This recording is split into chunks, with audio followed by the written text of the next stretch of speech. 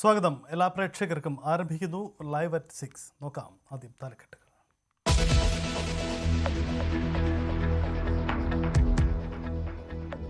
ശബരിമല സ്വർണ്ണക്കൊള്ള കേസെടുത്ത് അന്വേഷിക്കണമെന്ന് ഹൈക്കോടതി. സ്വർണ്ണപ്പാളിയിൽ തിരിമറി നടന്നെന്ന് നിരീക്ഷണം. അന്വേഷണം പൂർത്തിയാക്കാൻ 6 ആഴ്ച സമയം. സ്വർണ്ണപ്പാളി ഉണ്ണികൃഷ്ണൻ പോറ്റി ഉരുക്കി മാറ്റിയതായി വിജിലൻസ്. കുറ്റവാളികൾ രക്ഷപ്പെടില്ലെന്ന് മുഖ്യമന്ത്രി.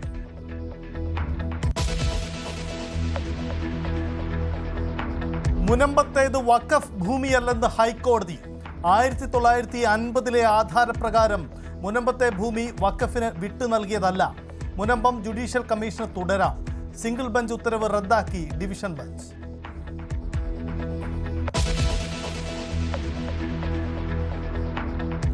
ഡൊണാൾഡ് ട്രംപിന് സമാധാന നൊബേലില്ല. വെനസ്വേലയിലെ വനിതാ നേതാവ് മരിയ കൊറീന മച്ചാട്ടോയ്ക്ക് പുരസ്കാരം. മരീനയുടെ ജനാധിപത്യ പോരാട്ടത്തിനുള്ള ബഹുമതിയെന്ന് നൊബേൽ കമ്മിറ്റി. പുരസ്കാര സമിതി രാഷ്ട്രീയത്തിനാണ് പ്രാധാന്യം നൽകിയതെന്ന് വൈറ്റ് ഹൗസിന്റെ വിമർശനം.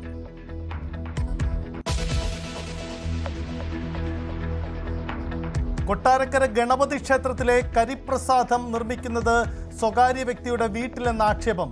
തിടപ്പള്ളിയിലെ പ്രസാദ നിർമ്മാണം വീട്ടിലേക്ക് മാറിയതിൽ പ്രതിഷേധം. ദേവസ്വം അസിസ്റ്റന്റ് കമ്മീഷണറെ തടഞ്ഞുവെച്ച് സംഘപരിവാർ സംഘടനകൾ.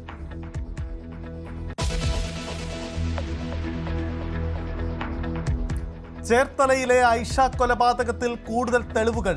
സെബാസ്റ്റ്യനെതിരെ ഇതുവരെ മൊഴി നൽകിയത് 5 സ്ത്രീകൾ. അന്വേഷണ സംഘം കോടതിയിൽ ഉടൻ റിപ്പോർട്ട് നൽകും. ഐഷ തിരോധാനത്തിൽ പുനരന്വേഷണത്തിലേക്ക് നയിച്ചത് ന്യൂസ് 18 വാർത്തകൾ.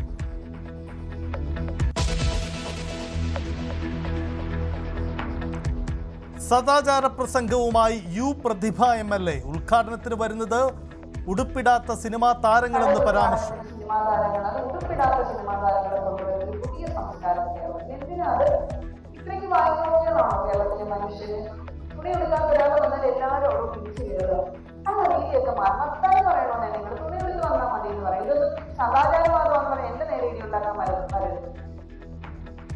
വായി നോക്കികളാണോ കേരളത്തിലെ മനുഷ്യരെന്ന് ചോദ്യം. മോഹൻലാലിനും വിമർശനം. നടത്തുന്നത് ഒളിഞ്ഞുനോട്ട പരിപാടി എന്നും MLA.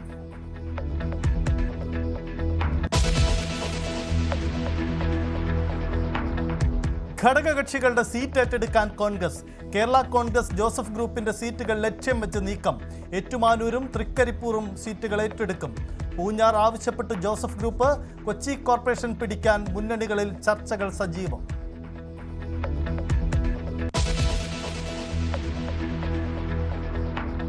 കാബൂളിൽ വ്യോമാക്രമണം നടത്തി പാകിസ്ഥാൻ. ലക്ഷ്യം വെച്ചത് തെഹ്രീക്ക് താലിബാൻ തലവനെ. നൂർവാലി മെഹ്റുദ്ദീന്റെ മകൻ കൊല്ലപ്പെട്ടതായി റിപ്പോർട്ട്. ഗാസയിൽ വെടിനിർത്തൽ പ്രാബല്യത്തിൽ. ഇസ്രയേലി സൈന്യം പിന്മാറി തുടങ്ങി.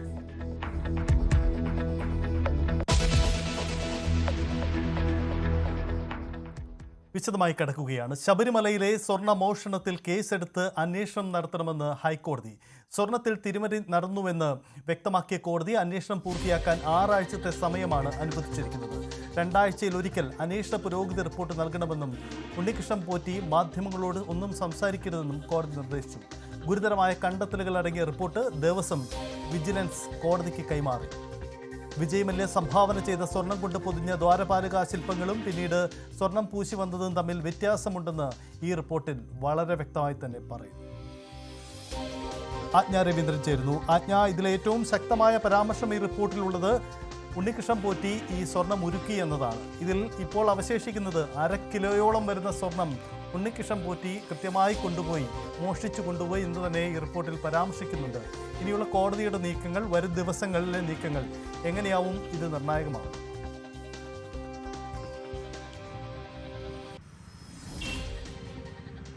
സജിത്ത്, 6 ആഴ്ചയ്ക്കുള്ളിൽ അന്വേഷണ സംഘത്തോട് ഇതുമായി ബന്ധപ്പെട്ടുള്ള റിപ്പോർട്ട് സമർപ്പിക്കാനാണ് കോടതി ഉത്തരവിട്ടിരിക്കുന്നത്. മാത്രമല്ല 2 ആഴ്ച കൂടുമ്പോൾ ഇതിൻ്റെ പുരോഗതി റിപ്പോർട്ടും കോടതിയിൽ ഹാജരാക്കണം. കോടതിയുമായി മാത്രമേ ഈ കാര്യങ്ങൾ സംസാരിക്കാവൂ അല്ലെങ്കിൽ ഡിസ്കസ് ചെയ്യാവൂ എന്നുള്ള കാര്യമാണ് കോടതി കർശനമായി നിർദ്ദേശിക്കുന്നത്. മാധ്യമങ്ങൾക്കും നിർദ്ദേശമുണ്ട്. മാധ്യമങ്ങൾ ഇക്കാര്യത്തിൽ സംയമനം പാലിക്കണം.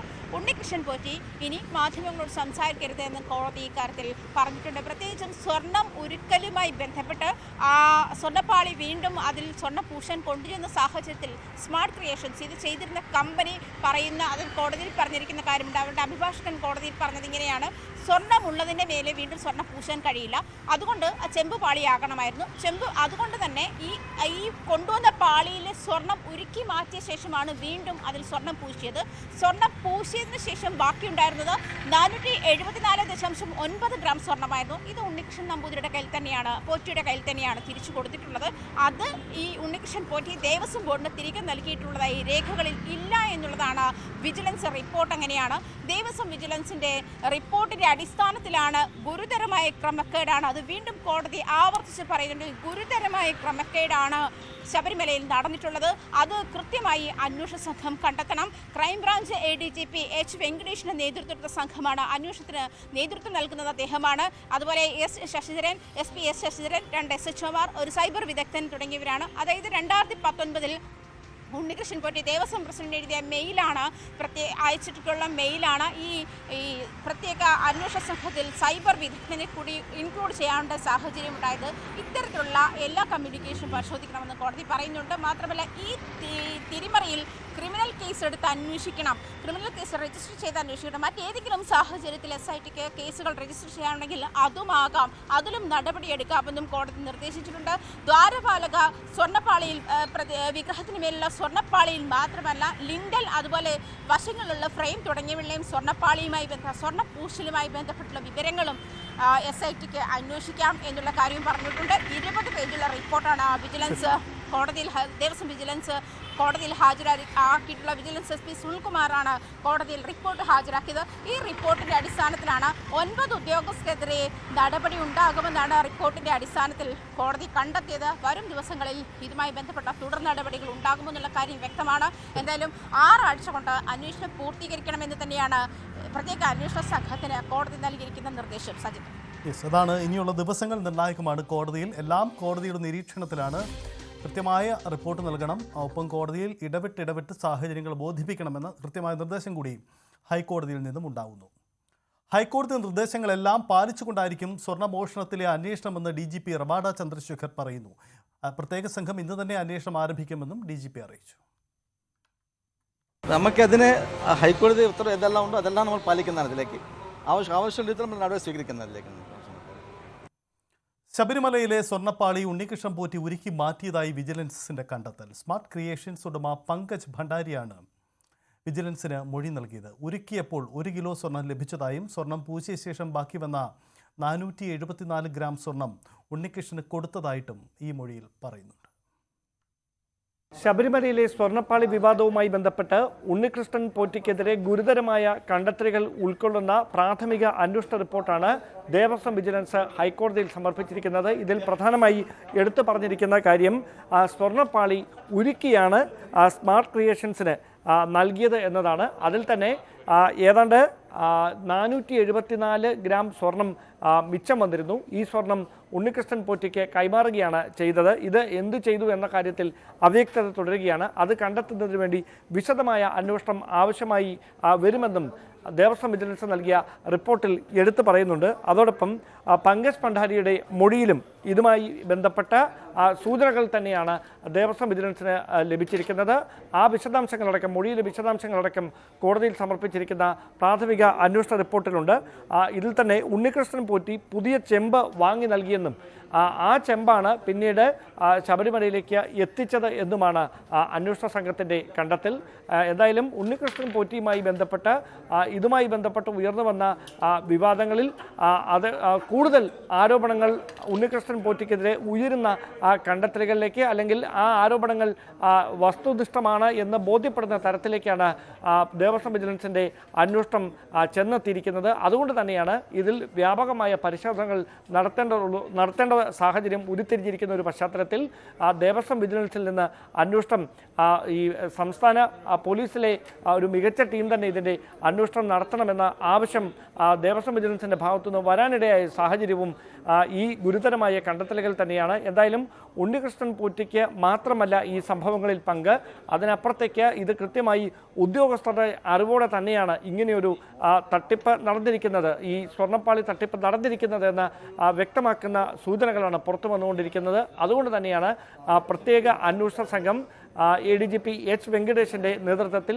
അത്തരത്തിൽ അന്വേഷണം കൃത്യമായി ഗൗരവതരമായ നിലയിൽ മറ്റൊരു ദിശയിലേക്ക് വ്യാപിപ്പിക്കുന്ന തരത്തിലേക്ക് കാര്യങ്ങൾ എത്തുകയും ചെയ്തിരിക്കുന്നത്. എന്തായാലും കോടതിയുടെ നിരീക്ഷണത്തിലാണ് ഈ അന്വേഷണം നടക്കുന്നത് എന്നതാണ് ശ്രദ്ധേയമായിട്ടുള്ള കാര്യം. എന്തായാലും 6 ആഴ്ചക്കകം ദേവസ്വം വിജിലൻസ് കണ്ടെത്തിയിരിക്കുന്ന നിലവിലെ തെളിവുകൾക്കും വിവരങ്ങൾക്കും മൊഴികൾക്കും അപ്പുറത്തേക്ക് പ്രത്യേക അന്വേഷണ സംഘത്തിന് കൂടുതലായി എന്തൊക്കെ കാര്യങ്ങൾ കണ്ടെത്താൻ കഴിയും എന്നതാണ് ഏവരും ആകാംക്ഷയോടെ ഉറ്റുനോക്കുന്നത്. നിയമസഭയ്ക്ക് പുറത്ത് ഈ വിഷയത്തിൽ മുഖ്യമന്ത്രിയുടെ പ്രതികരണം കൂടി ഇന്ന് വന്നിട്ടുണ്ട്. സ്വർണ്ണപ്പാളി മോഷണത്തിൽ കുറ്റവാളികൾ നിയമത്തിന്റെ കരങ്ങളിൽ പെടുമെന്നാണ് മുഖ്യമന്ത്രി പിണറായി വിജയൻ പറഞ്ഞത്. ആർക്കൊക്കെ വീഴ്ച വന്നു എന്ന് അന്വേഷണത്തിൽ വ്യക്തമാകും. ആഗോള അയ്യപ്പ സംഗമത്തെ വിവാദത്തിലാക്കാനാണ് ഉണ്ണികൃഷ്ണൻ പോറ്റി ആരോപണം ഉന്നയിച്ചത്. അന്ന് ഗൂഢാലോചനയിൽ പങ്കെടുത്തവരെയെല്ലാം പുറത്തു കൊണ്ടുവരുമെന്നും മുഖ്യമന്ത്രി പറയുന്നു. ദേവസ്വം ബോർഡിന് വീഴ്ച പറ്റിയിട്ടില്ലെന്നും മുഖ്യമന്ത്രി വിശദീകരിച്ചു. ഇനി ആർക്ക് വീഴ്ചയുണ്ട് ആർക്ക് വീഴ്ചയില്ല എന്നുള്ളത് ഇപ്പോൾ ഒരു പ്രസ്താവനയിലൂടെ വ്യക്തമാക്കേണ്ട കാര്യമല്ല. കാരണം ഇതുമായി ബന്ധപ്പെട്ട് വിശദമായ പരിശോധന നടക്കുകയാണ്.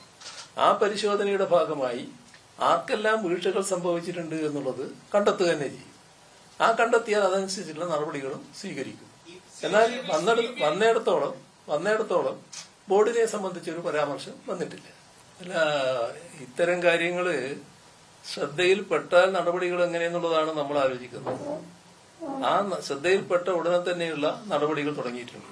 എങ്ങനെയാ ശ്രദ്ധയിൽപ്പെടുന്നത്? അതും ഒരു വിചിത്രമായ കാര്യമാണല്ലോ. അതും നമ്മൾ നോക്കണല്ലോ. ഇപ്പൊ പറയുന്ന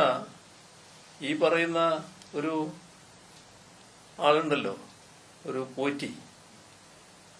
ആ പോറ്റി ഒരു ദിവസം ഒരു വെളിപ്പെടുത്തൽ നടത്തുകയാണല്ലോ. ആ വെളിപ്പെടുത്തല് അവിടുത്തെ ചില കാര്യങ്ങൾ കാണാനില്ല എന്നുള്ളതായിരുന്നു. ആ വെളിപ്പെടുത്തലിന്റെ തുടർച്ചയായിട്ടാണ് ദേവസ്വം വിജിലൻസ് ആ കാര്യത്തിൽ അന്വേഷിക്കാൻ പുറപ്പെടുന്നത്. ആ അന്വേഷണം എത്തിച്ചേർന്നത് എവിടെയാ? അവിടെ ഉള്ള ഒരു പീഠം, പീഠത്തിന് എന്തോ ഒരു പ്രത്യേക പേരുണ്ട്. ആ പീഠം അവിടുന്ന് മാറ്റിയിരിക്കുന്നു. അത് ഈ പറയുന്ന പോറ്റിയുടെ ഒരു ബന്ധുഗൃഹത്തിലെത്തിയിരിക്കുന്നു. അപ്പോ ഏതോ ഒരു വ്യക്തമായ ഗൂഢാലോചനയുടെ ഭാഗമായി നടന്നൊരു കാര്യമായിരുന്നു അത്. ആ ശബരിമലയും പരിസരങ്ങളിലും നല്ലതുപോലെ ബന്ധപ്പെട്ടുകൊണ്ടിരിക്കുന്ന ഒരാളാണ് ഈ പോറ്റി എന്നത് ഇപ്പോൾ പലതരത്തിലും വ്യക്തമായിട്ടുണ്ട്. അപ്പോൾ ഏതോ ഒരു ഗൂഢാലോചനയിലൂടെ ആ ഘട്ടത്തിൽ നടക്കുന്ന അയ്യപ്പ സംഗമം, ആഗോള സംഗമം, ആ ആഗോള സംഗമത്തെ മറ്റൊരു തരത്തിലേക്ക് എത്തിക്കുക, അതിനുവേണ്ടിയുള്ള ഒരു ഗൂഢാലോചനയുടെ ഭാഗമായി ഈ പോറ്റിയടക്കം ഇത്തരമൊരു ആരോപണം ഉന്നയിക്കുകയായിരുന്നു. ഇതാണ് മുഖ്യമന്ത്രിയുടെ വാക്കുകൾ. പ്രതിപക്ഷ നേതാവും ഈ വിഷയത്തിൽ ഇന്ന് പ്രതികരിച്ചിട്ടുണ്ട്. ശബരിമല സ്വർണ്ണമോഷണത്തിൽ അയ്യപ്പ ഭക്തരുടെ ഉത്കണ്ഠ ഹൈക്കോടതി കണ്ടതായിട്ടാണ് പ്രതിപക്ഷ നേതാവ് വി ഡി സതീശന്റെ പ്രതികരണം. പ്രതിപക്ഷം പറഞ്ഞത് സത്യമായെന്നും സ്വർണ്ണക്കൊള്ള ഞെട്ടിക്കുന്നതാണെന്നും വി ഡി സതീശൻ പറയുന്നു. മുൻ ദേവസ്വം ബോർഡ് പ്രസിഡന്റിനെയും ദേവസ്വം മന്ത്രിയെയും പ്രതി ചേർത്ത് അന്വേഷിക്കണമെന്നും സതീശൻ ആവശ്യപ്പെട്ടു. ഞാൻ പറഞ്ഞല്ലോ, ഇതെല്ലാം ഇപ്പൊ തെളിഞ്ഞിരിക്കുകയാണ്. ഇതെല്ലാം മൂടി വെക്കുകയായിരുന്നു. ഇതെല്ലാം സർക്കാരിനും ദേവസ്വം ബോർഡിനും അറിയാമായിരുന്നു. ഈ വിവരങ്ങളെല്ലാം ഇത് മൂടി വെച്ചു. ഇല്ലെങ്കിൽ ഉണ്ണികൃഷ്ണൻ പോറ്റിക്കെതിരെ കേസെടുക്കായിരുന്നു. അതിൽ മാത്രമാണ് ഉത്തരവാദിയെങ്കിൽ കേസെടുക്കുന്നതിന്റെ കാരണം ഉണ്ണികൃഷ്ണൻ പോറ്റി മാത്രമല്ല, രാഷ്ട്രീയ നേതൃത്വവും ബോർഡ് നേതൃത്വവും പെടുമെന്നറിയായിരുന്നു. ഇത് മൂടി വെച്ച് ആരും അറിയില്ല എന്ന് വിചാരിച്ചു. ഈ വാസ്തവനും ഇപ്പോഴത്തെ ദേവസ്വം ബോർഡ് പ്രസിഡന്റും കൂടിയാണ് വീണ്ടും ഉണ്ണികൃഷ്ണൻ പോറ്റിയെ ക്ഷണിച്ചു വരുത്തിയത് 2025. അപ്പൊ ഗുരുതരമായ ഈ കുറ്റകൃത്യം വീണ്ടും ആവർത്തിക്കുന്നതിന് വേണ്ടിയിട്ടാണ് ഉണ്ണികൃഷ്ണൻ പോറ്റിയെ വീണ്ടും ക്ഷണിച്ചിരിക്കുന്നത്. വീണ്ടും ഈ മോഷണം നടന്നേനെ. ഞങ്ങൾ സംശയിക്കുന്നത് അവിടെ ദ്വാരപാലക ശില്പം ഇല്ല, കട്ടളയില്ല, വാതിലില്ല. ഇനി ആകെയുള്ളത് അയ്യപ്പന്റെ തങ്കവിഗ്രഹമാണ്. അതുകൂടി പോയേനെ. ശബരിമലയിൽ സംഭവിച്ചിരിക്കുന്നത് ഉദ്യോഗസ്ഥ തലത്തിൽ നടന്നിട്ടുള്ള കൊള്ളയെന്നാണ് ദേവസ്വം മന്ത്രി വി എൻ വാസവന്റെ പ്രതികരണം. ഇപ്പോഴത്തെയും മുൻ ദേവസ്വം ബോർഡിനെയും കുറിച്ച് ഒരു പരാമർശവും ഇതുവരെയും വന്നിട്ടില്ല. പോലീസ് മേധാവിക്ക് ദേവസ്വം ബോർഡ് ഇന്ന് തന്നെ പരാതി നൽകുമെന്നും ഹൈക്കോടതി നിലപാട് സ്വാഗതാർഹമെന്നും വി എൻ വാസവൻ പറഞ്ഞു. ബഹുമാനപ്പെട്ട കേരള ഹൈക്കോടതിയുടെ ഇന്നത്തെ വിധിയും അതോടൊപ്പം തന്നെ ഈ വിഷയത്തിൽ ഇതുവരെ സ്വീകരിച്ച എല്ലാ നിലപാടുകളും പൊതുവെ സ്വാഗതാർഹമാണെന്ന് നേരത്തെ തന്നെ സൂചിപ്പിച്ചു. ഇന്നത്തേതുൾപ്പെടെ ഏതാണ്ട് സർക്കാരും ബഹുമാനപ്പെട്ട ഹൈക്കോടതി ഒരേ നിലപാടിൽ തന്നെയാണ് ഈ വിഷയത്തിൽ മുന്നോട്ട് പോകുന്നത്. DGPക്ക് ഇത് സംബന്ധിച്ച് ബോർഡിന്റെ പരാതി എഴുതി കൊടുക്കും. അതേ തുടർന്ന് ഇന്ന് തന്നെ FIR രജിസ്റ്റർ ചെയ്യും. SIT അന്വേഷണം ആരംഭിക്കും. ശബരിമല സ്വർണ്ണപ്പാളി മോഷണക്കേസിൽ ഉൾപ്പെട്ട ഉണ്ണികൃഷ്ണൻ പോറ്റി കാലങ്ങളായി ദേവസ്വം ബോർഡ് പരിപാടികളിൽ സജീവ സാന്നിധ്യമാണ്. 2019 നെയ്യാറ്റിൻകരയിൽ വീട്ടമ്മയ്ക്ക് ദേവസ്വം ബോർഡ് വീട് നിർമ്മിച്ചു നൽകിയ ചടങ്ങിലും ഇയാൾ നിറസാന്നിധ്യമായിരുന്നു. അന്നത്തെ ദേവസ്വം മന്ത്രി കടകംപള്ളി സുരേന്ദ്രനൊപ്പം എത്തിയ ഉണ്ണികൃഷ്ണൻ പോറ്റിയെ കിളിമാനൂർ സ്വദേശി രമണി ഇന്നും ഓർക്കുന്നുണ്ട്. വീടിന്റെ ശിലാഫലകത്തിൽ ഉൾപ്പെടെ ഉണ്ണികൃഷ്ണൻ പോറ്റിയുടെ പേരുമുണ്ട്. ഈ കാണുന്നത് 2019 അന്നത്തെ ദേവസ്വം മന്ത്രി കടകംപള്ളി സുരേന്ദ്രന്റെ നേതൃത്വത്തിൽ താക്കോൽദാന കർമ്മം നിർവഹിച്ച ഒരു വീടിന്റെ ശിലാഫലകമാണ്. തിരുവിതാംകൂർ ദേവസ്വം ബോർഡ് നെയ്യാറ്റിൻകര കിളിയൂർ സ്വദേശി രമണിക്കായി നിർമ്മിച്ചു നൽകിയതാണ് ഈ വീട്. 1981 ഏറ്റുമാനൂർ വിഗ്രഹമോഷണ കേസിൽ പ്രതിയിലേക്കെത്താനുള്ള നിർണായക തെളിവായി മാറിയത് അന്ന് 8ാം ക്ലാസ്സിൽ പഠിച്ചിരുന്ന രമണിയുടെ പരീക്ഷാ പേപ്പറാണ്. വർഷങ്ങൾക്ക് ശേഷം നിർധനാവസ്ഥയിലായ രമണിയെക്കുറിച്ചുള്ള വാർത്ത ഇടയ്ക്ക് പുറത്തു വന്നിരുന്നു. തുടർന്നാണ് ദേവസ്വം ബോർഡ് ഇവർക്ക് സ്വന്തമായി വീട് നിർമ്മിച്ചു നൽകാൻ തീരുമാനിച്ചത്. അന്ന് പണപ്പിരിവ് നടത്താൻ ഉൾപ്പെടെ മുന്നിൽ നിന്നത് ഇന്നത്തെ സ്വർണ്ണപ്പാളി മോഷണ കേസിൽ ഉൾപ്പെട്ട ഉണ്ണികൃഷ്ണൻ പോറ്റിയാണ്. വീട് തറക്കല്ലിട്ട് കടകംപള്ളി സുരേന്ദ്രൻ മന്ത്രി, പിന്നെ ഉണ്ണികൃഷ്ണൻ പോറ്റി, ബാക്കിയുള്ള അവിടുത്തെ ഉദ്യോഗസ്ഥർ എല്ലാം ഉണ്ടായിരുന്നു. അല്ല, തുകയൊന്നും നമ്മളോട് പറഞ്ഞിട്ടില്ല. ഒരു വീട് വച്ച് തരുമെന്നാണ് പറഞ്ഞിട്ടുള്ളത്. എത്ര ഓർഡറായെന്നൊന്നും അവർ ഇന്നുവരെ നമ്മളെ അറിയിച്ചിട്ടുമില്ല. അല്ല, പോറ്റി ഇന്നുവരെ നമ്മളോട് വ്യക്തിപരമായിട്ടൊന്നും സംസാരിച്ചിട്ടില്ല. അന്ന് ദേവസ്വം മന്ത്രി Kadakampally Surendran, Devaswom board president A. Padmakumar എന്നിവരോടൊപ്പം ചടങ്ങിൽ നിറസാന്നിധ്യമായിരുന്നു ഉണ്ണികൃഷ്ണൻ പോറ്റി. ഉദ്ഘാടന വേദിയിലും ഇയാൾ ഉണ്ടായിരുന്നതായി രമണി ഓർത്തെടുക്കുന്നുണ്ട്. എന്തിന് വീട്ടിൽ സ്ഥാപിച്ച ശിലാഫലകത്തിൽ ഉണ്ണികൃഷ്ണൻ പോറ്റിയുടെ പേരും ബ്രാക്കറ്റിൽ ബാംഗ്ലൂർ എന്നും കാണാം. ഇയാൾക്ക് ദേവസ്വം ബോർഡുമായി ഉണ്ടായിരുന്ന ദീർഘകാല ബന്ധത്തിന്റെ പുതിയൊരു തെളിവ് കൂടിയാണ് ഇത്. ന്യൂസ് 18 നെയ്യാറ്റിൻകര. ശബരിമല സ്വർണ്ണ മോഷണവുമായി ബന്ധപ്പെട്ട് നടത്തിയ പ്രതിഷേധത്തിൽ അറസ്റ്റിലായ കോൺഗ്രസ് നേതാക്കൾക്ക് ജാമ്യമില്ല. പത്തനംതിട്ട CJM കോടതി ജാമ്യ ഹർജി തള്ളി. സന്ദീപ് വാര്യർ, യൂത്ത് കോൺഗ്രസ് ജില്ലാ പ്രസിഡന്റ് ഉൾപ്പെടെ 17 പേരാണ് സെൻട്രൽ ജയിലിൽ റിമാൻഡിലുള്ളത്. പൊതുമുതൽ നശിപ്പിക്കുക, പോലീസിനെ ആക്രമിക്കുക തുടങ്ങിയ വകുപ്പുകൾ ചുമത്തിയാണ് കേസെടുത്തത്. പത്തനംതിട്ട ദേവസ്വം ഡെപ്യൂട്ടി കമ്മീഷണർ ഓഫീസിലേക്കുള്ള മാർച്ചിലൂടെയുണ്ടായ സംഘർഷത്തെ തുടർന്നാണ് ഇവർക്കെതിരെ കേസെടുത്തത്. നിയമസഭയിലെ ശരീരനിന്ദ പ്രയോഗം ആവർത്തിക്കുന്നു മുഖ്യമന്ത്രി. നീളം കുറഞ്ഞ നജീബ് കാന്തപുരത്തെയല്ല, ആരോഗ്യം കുറഞ്ഞ മറ്റൊരാളെയാണ് താൻ പറഞ്ഞതെന്നും മുഖ്യമന്ത്രി പറയുന്നു. അത്രയും ഞാൻ എന്താ അർത്ഥം? അതൊരു കാറ്റ് വന്നാൽ തന്നെ വീണു പോകും. മനസ്സിലാക്കണം. ഇവിടെ എന്താ സംഭവിക്കുന്നത്? ഞാൻ ഇരിക്കുമ്പോൾ കാണുകയാണ്, ഈ ഭാഗത്ത് അവിടെയുള്ള വാച്ച്മാൻ ഇങ്ങനെ നിൽക്കുമ്പോൾ അവരെ പോയി ഒരു വനിതാ വാച്ച്മാൻ തള്ളുകയാണ്, ബലമായിട്ട് തള്ളുകയാണ്. മറ്റൊന്ന് കാണുന്നത്, ഈ വാച്ച്മാൻ ഇങ്ങനെ അമർന്നിരുന്നു കൊണ്ട് പിടിച്ചു വലിക്കുകയാണ് ഇങ്ങോട്ട്. ആ ചെയ്യുന്നത് നല്ല ആരോഗ്യമില്ലാണ് ആദ്യം ചെയ്യുന്നത്. പിന്നെ ചെയ്യുന്നത് ഒരാള് ആരോഗ്യം തീരെ ഇല്ലാത്ത ഒരാളാണ്. അയാളാണ് ഈ പറഞ്ഞ ഒരു ഊതൽ ഊതിയാൽ വീണു പോകുന്നയാളാണ്. ഈ പറയുന്നവരെല്ലാം നല്ല ആരോഗ്യമുള്ളവരാണല്ലോ. ആ ആക്രമിക്കാൻ കഴിഞ്ഞത് നിയമസഭയുടെ പരിരക്ഷ നിയമസഭാംഗമെന്ന നിലയിലുണ്ട്. അപ്പം വേണ്ടത്ര ആരോഗ്യമില്ലാത്ത ഒരാളടക്കം ആക്രമിക്കാൻ പോവുകയാണ്. ഇതാണ് ഞാൻ പറഞ്ഞതിന്റെ പൊരുൾ. കൊട്ടാരക്കര ഗണപതി ക്ഷേത്രത്തിലെ കരിപ്രസാദം നിർമ്മിക്കുന്നത് സ്വകാര്യ വ്യക്തിയുടെ വീട്ടിലെന്ന് ആക്ഷേപം. തിടപ്പള്ളിയിൽ നിർമ്മിക്കേണ്ട കരിപ്രസാദം തൊട്ടടുത്ത വാടക വീട്ടിൽ നിർമ്മിക്കുന്നതായി കണ്ടെത്തിയെന്നാണ് പരാതി. ഹിന്ദു ഐക്യവേദി BJP പ്രവർത്തകരാണ് ഈ കണ്ടെത്തൽ നടത്തിയത്. പ്രതിഷേധിച്ച പ്രവർത്തകർ ദേവസ്വം അസിസ്റ്റന്റ് കമ്മീഷണറെ തടഞ്ഞുവച്ചു. മേൽശാന്തി വാടകയ്ക്കെടുത്തിട്ടുള്ള കെട്ടിടമാണെന്നും കെട്ടിട ഉടമസ്ഥൻ പറയുകയും ആയതിൻ്റെ അടിസ്ഥാനത്തിൽ ടീം മുറിയിൽ പ്രവേശിച്ച് പരിശോധിച്ചതിൽ ഒരു പാത്രത്തിൽ ചന്ദനം, കരിപ്രസാദം, വാട്ടിയ വാഴയിലകൾ, പ്രസാദം നൽകുവാനായി തയ്യാറാക്കി സജ്ജീകരിച്ചിരുന്ന പ്രസാദങ്ങൾ, അട്ടിയിട്ട് വച്ചിരുന്ന നെയ് കുപ്പികൾ, എണ്ണ, സാമ്പ്രാണിത്തിരികൾ, കേടുപാട് പറ്റിയ ജീവിതം 1, തലയിൽ കെട്ടൊന്ന്, അകത്തെ മുറിയിൽ നിന്നും കണ്ടെത്തിയ ഒഴിഞ്ഞ മദ്യക്കുപ്പികൾ, ടീ മുറിയിൽ ഇപ്രകാരം പ്രസാദം തയ്യാറാക്കി കൊണ്ടിരുന്നവരുടെ എന്ന് കണക്കാക്കുന്ന 2 മൊബൈൽ ഫോണുകൾ എന്നിവ കണ്ടെത്തിയിട്ടുള്ളതാണ്. ഇത് കണ്ടില്ലേ, ഗണപതി അമ്പലത്തിൽ കൊടുക്കേണ്ട പ്രസാദമാണ്. ഇതല്ല, പ്രസാദം വേറെ ആയിരുന്നു. ഇതിനകത്ത് ചന്ദനമുണ്ട്, ഭസ്മമുണ്ട്, അതുകൊണ്ട് കറുത്ത പൊട്ടുമുണ്ട്. ഇത് ഇവിടെ നിന്ന് ഉണ്ടാക്കുമായിരുന്നു. ഇവിടെ നിന്ന് ഉണ്ടാക്കിയാണ് ഇപ്പം ഇത് പൊളിച്ച് അകത്തേറി പോലീസുകാരിൽ വന്നിട്ടാണ് അകത്ത് കയറി നോക്കിയപ്പോഴാണ് കള്ളൂപ്പി അടക്കമുണ്ട്, ഭക്തിയാനങ്ങൾ കൊണ്ടു കൊടുക്കുന്ന ചന്ദനത്തിൽ, അത് കഴിഞ്ഞിട്ട് നെയ്യ്, സകലമാന സാധനം അവിടെ, ഒരു നെറ്റിപ്പട്ടം, ഒരു ജീവിതം ഒരുക്കുന്ന സാധനം എല്ലാം അവിടെ കിടക്കുമോ. ശരി, ഇതകത്ത് ഉണ്ടാക്കുന്നത് മാഡം കണ്ടിട്ടുണ്ടോ, പരിശോധിച്ചിട്ടുണ്ടോ?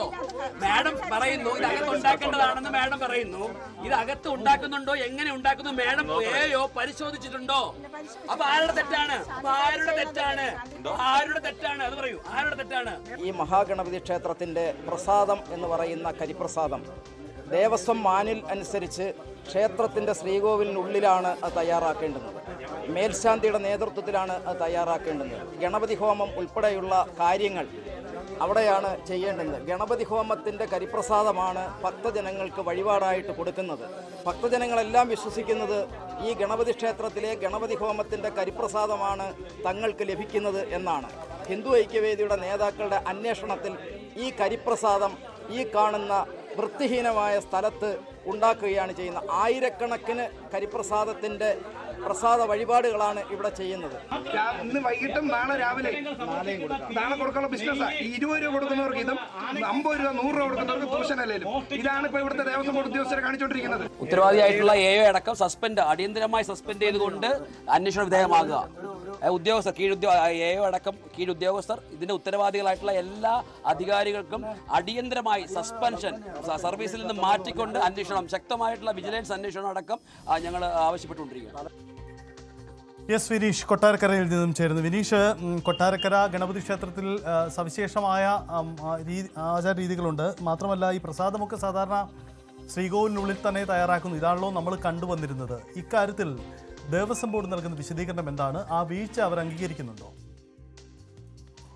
തീർച്ചയായും സജിത്ത്, ഇന്ന് കൊട്ടാരക്കര ഗണപതി ക്ഷേത്രത്തിലെ ഭക്തർക്ക് വലിയ രീതിയിൽ വിഷമമുണ്ടാകുന്ന തരത്തിലൊരു വാർത്തയാണ് പുറത്തു വന്നത്. കൊട്ടാരക്കര ഗണപതി ക്ഷേത്രത്തിലെ പ്രസാദം സമീപത്തെ വാടക വീട്ടിൽ നിർമ്മിക്കുന്നവർ കരിപ്രസാദം, ചന്ദനം, ഭസ്മം എന്നിവയാണ് വൃത്തിഹീനമായ സ്ഥലത്ത് നിന്നും കണ്ടെത്തിയിരിക്കുന്നത്. ഹിന്ദു ഐക്യവേദിയും BJP പ്രവർത്തകരുമാണ് സംഭവം അറിഞ്ഞ് വീട്ടിലേക്ക് എത്തുകയും ചെയ്തു. ഒരു ഭക്തനാണ് ആദ്യം ഇത് കാണുന്നത്. ഉടൻ തന്നെ ഇവർ നാട്ടുകാരെ വിവരം അറിയിക്കുന്നു. അപ്പോഴാണ് ഹിന്ദു ഐക്യവേദി ഈ വിഷയത്തിൽ ഇടപെട്ട് അവിടെ എത്തുന്നത്. വീടിനുള്ളിൽ നിന്നും മദ്യക്കുപ്പികളും 2 മൊബൈൽ ഫോണുകളും അതുപോലെ തന്നെ പോലീസ് കണ്ടെത്തിയിട്ടുണ്ട്. അതുപോലെ ഈ പ്രസാദം നിർമ്മിക്കുന്ന വസ്തുക്കളും അത് കണ്ടെത്തി. ഇതെല്ലാം വൃത്തിഹീനമായ രീതിയിലായിരുന്നു ഇവിടെ നിർമ്മിച്ചിരുന്നതെന്നും കണ്ടെത്തിയിരിക്കുന്നു. ഈ അന്യസംസ്ഥാന തൊഴിലാളികളടക്കം ഈ വീട്ടിൽ ഉണ്ടായിരുന്നു എന്ന് പറയുന്നു. ഇവരെ കണ്ടുടനെ ഇവർ വീട് പൂട്ടി ഓടി രക്ഷപ്പെടുന്ന സാഹചര്യമായിരുന്നു ഉണ്ടായത്. ഈ സ്ഥലത്തെത്തിയ ദേവസ്വം അധികൃതരെ BJP പ്രവർത്തകർ തടഞ്ഞു വെക്കുകയും വലിയ രീതിയിലുള്ള പ്രതിഷേധങ്ങൾ ഉണ്ടാവുകയും ചെയ്തു. കൊട്ടാരക്കര പോലീസും സ്ഥലത്തെത്തിയിരുന്നു. അങ്ങനെ വിശദമായിട്ടുള്ള തെളിവുകൾ അവർ ശേഖരിച്ചിട്ടുണ്ട്. അങ്ങനെ വീട് തുറന്ന് വീടിനുള്ളിൽ പ്രവേശിച്ചപ്പോഴാണ് ഇത്തരം കാര്യങ്ങൾ വീട്ടിൽ നിന്നും അറിയാൻ കഴിഞ്ഞത്. അങ്ങനെ വിശദമായിട്ടുള്ള റിപ്പോർട്ടാണ് ഇപ്പോൾ ശേഖരിച്ചിരിക്കുന്നത്. തുടർന്ന് പ്രതിഷേധം ശക്തമായതോടുകൂടി വീട് പൂട്ടി സീൽ ചെയ്യുകയും ചെയ്തു. അപ്പോൾ ദേവസ്വം അധികൃതർ റിപ്പോർട്ട് നൽകിയ ശേഷം ദേവസ്വം വിജിലൻസിന്റെ പരിശോധന ഉണ്ടാകുമെന്ന് അധികൃതർ അറിയിച്ചിട്ടുണ്ട്. സഹിതം എന്തായാലും ഈ ഉത്തരവാദികളായ ഉദ്യോഗസ്ഥരെയും ജീവനക്കാരെയും എല്ലാം ഉടൻ തന്നെ പിരിച്ചുവിടണം എന്നാണ് BJP പ്രവർത്തകർ ആവശ്യപ്പെടുന്നത്. പ്രതിഷേധം ശക്തമായി തന്നെ തുടരുന്നുണ്ട്. വിനീഷ്, ഈ മേൽശാന്തിയുടെ ചുമതലയിലുള്ള കാര്യമല്ലേ ഈ പ്രസാദം തയ്യാറാക്കൽ?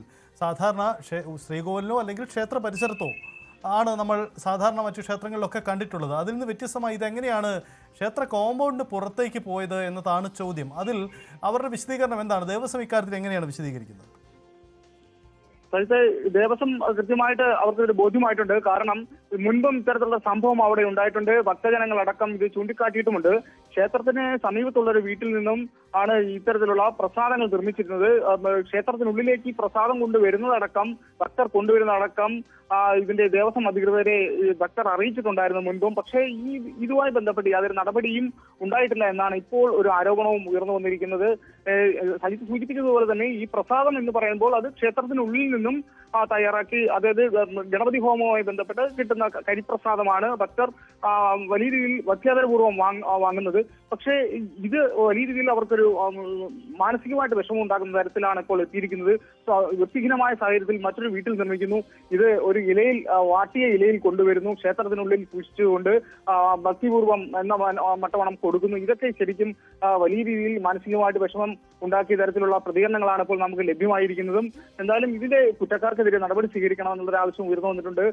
ഈ ക്ഷേത്രത്തിൽ ഇപ്പോൾ ദേവസ്വം ബോർഡിന്റെ അധീനതയിലാണ് ഇപ്പോൾ ക്ഷേത്രം, അതായത് ക്ഷേത്രോപദേശക സമിതിയൊന്നും ഇപ്പോൾ ക്ഷേത്രത്തിലുള്ള അവരുടെ കാലാവധി കഴിഞ്ഞതോടുകൂടി ക്ഷേത്രോപദേശക സമിതിയൊക്കെ പിരിച്ചുവിട്ട സാഹചര്യമുണ്ട്. തുടർന്ന് അത്തരത്തിലുള്ള നടപടിയിലേക്കും ക്ഷേത്രോപദേശക സമിതി തെരഞ്ഞെടുപ്പ് ഒന്നും തന്നെ നടന്നിട്ടില്ല. അപ്പോൾ ഇവരുടെ ദേവസ്വം ബോർഡിന്റെ ജീവനക്കാരാണ് ഇപ്പോൾ ക്ഷേത്രത്തിന്റെ കാര്യങ്ങളെല്ലാം തന്നെ നോക്കുന്നതും. അപ്പോൾ അതിൽ ചില വീഴ്ചകളാണ് ഇത് എന്ന് ഇവർ ചൂണ്ടിക്കാട്ടുന്നുണ്ട്. എന്തായാലും ഈ ദേവസ്വം വിജിലൻസ് അടക്കം ഇതിൽ അന്വേഷിക്കണം എന്നുള്ളൊരു ആവശ്യം ഉയർന്നു വന്നിട്ടുണ്ട്. കൃത്യമായിട്ടുള്ള റിപ്പോർട്ടാണ് ഇന്ന് ശേഖരിച്ചതും സമർപ്പിക്കുമെന്നുള്ള ഉറപ്പ് നൽകിയിരിക്കുന്നു. വിനീഷ്, ഇത് ദേവസ്വം ബോർഡ് ക്ഷേത്രമായതുകൊണ്ട് തന്നെ കൃത്യമായ ചട്ടങ്ങൾ ഉണ്ടാവും. ഈ പ്രസാദം തയ്യാറാക്കുന്നതും വിതരണം ചെയ്യുന്നതും അടക്കമുള്ള കാര്യങ്ങൾക്ക് കൃത്യമായ ചട്ടമുണ്ടാവും. ഒരുപക്ഷേ ഇത് കുറേ നാളുകളായിട്ട് ഇങ്ങനെ നടക്കുന്നുണ്ടായിരുന്നെങ്കിൽ അവിടെ പരിശോധനകളൊന്നും ഉണ്ടായിരുന്നില്ല എന്നുകൂടി വേണ്ടേ മനസ്സിലാക്കാൻ. കൃത്യമായൊരു വീഴ്ച സ്വാഭാവികമായി വിശ്വാസികളെ സംബന്ധിച്ച് ഒരിക്കലും ഉൾക്കൊള്ളാൻ പറ്റാത്ത കാഴ്ചകൾ തന്നെയാണത്, തർക്കമില്ല. അതിൽ ദേവസ്വം അധികൃതർ ഈ വിഷയത്തിൽ ആ തരത്തിലുള്ള ഒരു ഇടപെടൽ നടത്തിയിട്ടുണ്ടോ? ഇതിൽ തുടർന്ന് ദേവസ്വം വിജിലൻസിൻ്റെയോ അല്ലെങ്കിൽ മറ്റു നീക്കങ്ങളോ ഒക്കെ എങ്ങനെയാണ് ഉണ്ടാവുക? ശരിക്കും പറഞ്ഞാൽ ക്ഷേത്രത്തിൽ അഴിമതി എന്ന് തന്നെ നമുക്ക് പറയാം. കാരണം ഈ ക്ഷേത്രത്തിലെ ഉണ്ണിയപ്പം പ്രധാന വഴിപാടാണ് ഉണ്ണിയപ്പം. ഉണ്ണിയപ്പം നിർമ്മിക്കുന്നതുമായി ബന്ധപ്പെട്ട് തന്നെ നിരവധി ആരോപണങ്ങൾ ഉയർന്നു വന്നിരിക്കുന്നു. വൃത്തിഹീനമായി, അതായത് ഗുണനിലവാരമില്ലാത്ത എണ്ണ ഉപയോഗിച്ച് ഉണ്ണിയപ്പം നിർമ്മിക്കുന്നു എന്നതടക്കമുള്ള ആരോപണങ്ങൾ ഉണ്ടായിരുന്നു. അതുപോലെ തന്നെ ഉണ്ണിയപ്പം മറിച്ചു വിൽക്കുന്നു എന്നും ആരോപണങ്ങൾ ഉണ്ടായിരുന്നു. പക്ഷേ ഈ ആരോപണങ്ങളെല്ലാം ശരിവെക്കുന്ന രീതിയിലാണ് വിജിലൻസിന്റെ ഒരു അന്വേഷണം കഴിഞ്ഞ ദിവസങ്ങളിൽ ഉണ്ടായത്. അങ്ങനെ വിജിലൻസ് കൈയോടെ പിടികൂടിയ സാഹചര്യമൊക്കെ ഉണ്ടായിട്ടുണ്ടായിരുന്നു. അപ്പോൾ ഇതെല്ലാം വെച്ച് നോക്കുമ്പോൾ ശരിക്കും ഇത് വലിയൊരു അലംഭാവം തന്നെയാണ് ഈ ദേവസ്വം ജീവനക്കാരുടെ ഭാഗത്തു നിന്നും ഉണ്ടായിരിക്കുന്നത്. നമുക്കറിയാം, ഇപ്പോൾ ശബരിമല വിഷയവുമായി ബന്ധപ്പെട്ടെല്ലാം വലിയ രീതിയിൽ വാർത്തകൾ ദേവസ്വം ബോർഡിനെതിരെയൊക്കെ വരുന്ന സാഹചര്യമാണ്. അപ്പോഴാണ് ഈ കൊട്ടാരക്കര ഗണപതി ക്ഷേത്രവുമായി ബന്ധപ്പെട്ടും ഇത്തരത്തിലുള്ള ഒരു ആരോപണം ഉയർന്നു വന്നിരിക്കുന്നത്. അതാണ് സാഹചര്യം. എന്തായാലും കൊട്ടാരക്കര ഗണപതി ക്ഷേത്രം പ്രസിദ്ധമാണ്. അവിടുത്തെ വഴിപാട് ഇങ്ങനെ ക്ഷേത്രത്തിന് പുറത്ത് പ്രസാദം തയ്യാറാക്കുന്നു എന്നതാണ് ആക്ഷേപം. ഒരു സ്വകാര്യ വ്യക്തിയുടെ കെട്ടിടത്തിൽ കൃത്യമായി വിശദീകരിക്കേണ്ടി വരും അധികൃതർ. ഇടവേളയാണ്, മടങ്ങി വരാം.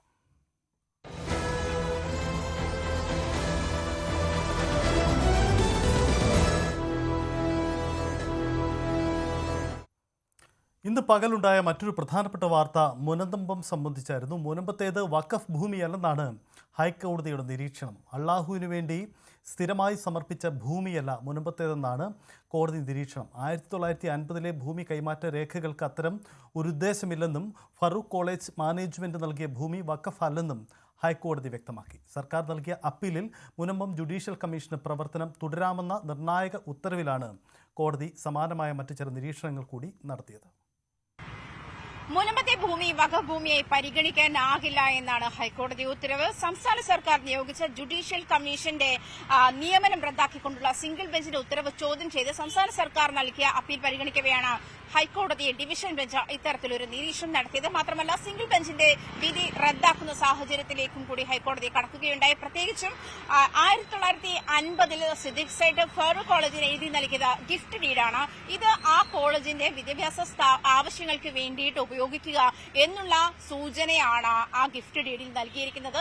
അതിനുശേഷം, അതായത് ഈ ഏതെങ്കിലും കാലഘട്ടത്തിൽ വിദ്യാഭ്യാസ ആവശ്യങ്ങൾക്ക് ഫറൂഖ് കോളേജ് മാനേജ്മെന്റ് ഉപയോഗിക്കാതിരിക്കുകയാണെങ്കിൽ അപ്പോഴും ആ ഭൂമി അവിടെ ഉണ്ടെങ്കിൽ തനിക്കോ തന്റെ പിൻഗാമികളിലേക്കോ ആ ഭൂമി തിരിച്ചു വരണം, അല്ലാതെ വഖഫിലേക്ക് തിരിച്ചു പോകണമെന്നല്ല ആ ഡീഡിൽ എഴുതിയിരിക്കുന്നതെന്നാണ് കോടതി ചൂണ്ടിക്കാട്ടിയത്. പ്രത്യേകിച്ചും വഖഫായി എഴുതി നൽകുന്നു എന്ന് ആ പ്രമാണത്തിൽ ഒരു വരിയുള്ളത്, ആ ഡീഡിൽ ഒരു വരിയുള്ളത് ദൈവനാമത്തിൽ എന്ന് മാത്രമാണെന്നും കോടതി നിരീക്ഷിക്കുകയുണ്ടായി. പക്ഷേ അതേസമയം ഈ കാര്യങ്ങളൊന്നും പരിഗണിക്കാതെയാണ് സിംഗിൾ ബെഞ്ച് ഈ കാര്യത്തിൽ മുനമ്പം ജുഡീഷ്യൽ കമ്മീഷന്റെ നിയമനം റദ്ദ് ചെയ്തുകൊണ്ടുള്ള ഉത്തരവിറക്കിയത്. മാത്രമല്ല ഇക്കാര്യത്തിൽ ഇടപെടാൻ സിംഗിൾ ബെഞ്ചിന് അധികാരമില്ല എന്നും ഹൈക്കോടതി ചൂണ്ടിക്കാട്ടി. ഈ വഖഫ് ബോർഡിനും ഈ വിഷയത്തിൽ വലിയ വിമർശനമാണ് കോടതി ഉന്നയിച്ചത്. പ്രത്യേകിച്ചും 69 വർഷത്തിനു ശേഷം, അതായത് 7 കാലം, അതായത് 70 വർഷത്തിനടുത്തുള്ള കാലഘട്ടത്തോളം എടുത്തു ഈ വഖഫ് ബോർഡിന് ഈ ഭൂമിയിന്മേൽ അവകാശം ഉന്നയിക്കാൻ. അതെങ്ങനെയാണ് കഴിയുക? അത് നിയമവിരുദ്ധമാണ് എന്ന് തന്നെയാണ് കോടതി ചൂണ്ടിക്കാട്ടുന്നത്. ഒരു ഭൂമിയിന്മേൽ വഖഫിന് അവകാശം ഉന്നയിക്കണമെങ്കിൽ അത് 3 വർഷത്തെ കാലയളവിനുള്ളിൽ ഉന്നയിക്കണമെന്ന് തന്നെയാണ്. പ്രത്യേകിച്ചും 2019 ഈ ഭൂമി, മുൻപത്തെ ഭൂമി വഖഫ് ഭൂമിയാണ് എന്നുള്ള അവകാശവാദം നിലനിൽക്കില്ല എന്നുമാണ് കോടതി ചൂണ്ടിക്കാട്ടിയത്. മുൻപത്തെ ജുഡീഷ്യൽ കമ്മീഷന് സർക്കാർ തുടരാം. ജുഡീഷ്യൽ കമ്മീഷന്റെ തീരുമാനങ്ങൾക്കും റിപ്പോർട്ടുകളും അനുസരിച്ച് സംസ്ഥാന സർക്കാരിനും മുന്നോട്ട് പോകാമെന്നുമാണ് ഈ വിഷയവുമായി ബന്ധപ്പെട്ട ഹൈക്കോടതി ചൂണ്ടിക്കാട്ടിയത്. വഖഫിന്റെ ചുമതലയുള്ള സംസ്ഥാന മന്ത്രി ഇക്കാര്യത്തിൽ പ്രതികരിച്ചത് എങ്ങനെയാണ്? സർക്കാർ നിയോഗിച്ച കമ്മീഷനെ തുടരാമെന്നാണ് കോടതി പറഞ്ഞതെന്നാണ് മന്ത്രി വി അബ്ദുൾ റഹ്മാൻ പ്രതികരിച്ചത്. മുനമ്പത്ത് നിലപാടെടുക്കാൻ സർക്കാരിന് അധികാരമുണ്ടെന്നും കോടതി പറഞ്ഞിട്ടുണ്ട്. മുനമ്പത്തുകാർക്ക് അവരുടെ ഭൂമിയിൽ താമസിക്കണമെന്ന നിലപാടാണ് സർക്കാരിന്. ആ നിലപാടിൽ തന്നെ സർക്കാർ ഇപ്പോഴും ഉറച്ചു നിൽക്കുന്നുവെന്നും മന്ത്രി പറയുന്നു. ആ കമ്മീഷനുമായി ബന്ധപ്പെട്ട കാര്യമാണ് കോടതിയിൽ വന്നത്. അതിന് സർക്കാരിന് അധികാരമുണ്ട് എന്നാണ് കോടതി പറഞ്ഞിട്ടുള്ളത്.